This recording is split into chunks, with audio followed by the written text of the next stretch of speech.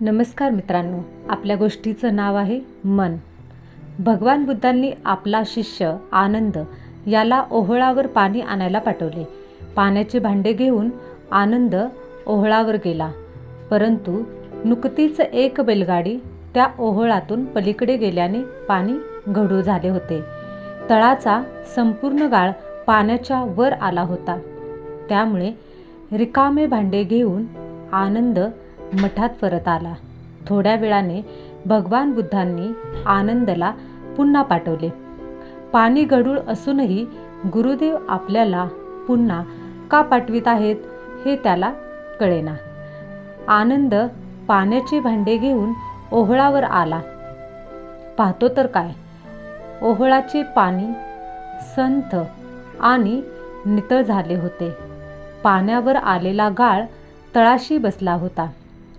त्यांनी हळुवारपणे पाण्याचे भांडे भरले. भगवान बुद्धाकडे येत तो म्हणाला, भगवान, कमाल झाली.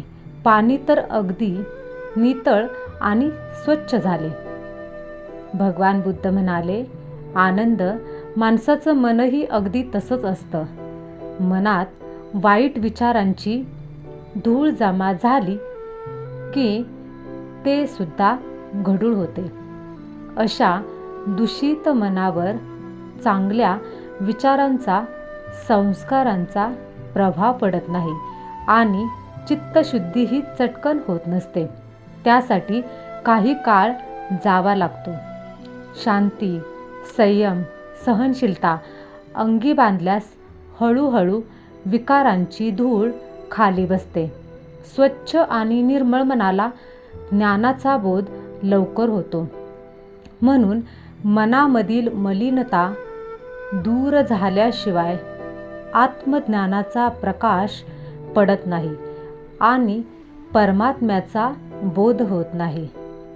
मनाची मलिनता दूर करण्यासाठी नित्यनियमित सत्संग केला पाहिजे. सतविचारांनी मनाला निर्मळता येते. मन प्रसन्न राहते. मन करारे प्रसन्न, सर्व सिद्धीचे कारण असे म्हटले आहे ते काही खोटे नाही. म्हणून आपलं हे मन परमात्म्याच्या चरणी समर्पित करून आपण भक्ती केली पाहिजे. जर आपण त्यांची शुद्ध आणि निर्मळ मनाने भक्ती केली तर परमात्मा आपल्याला प्रसन्न होतो. तर आता ही गोष्ट या ठिकाणीच संपलेली आहे. धन्यवाद.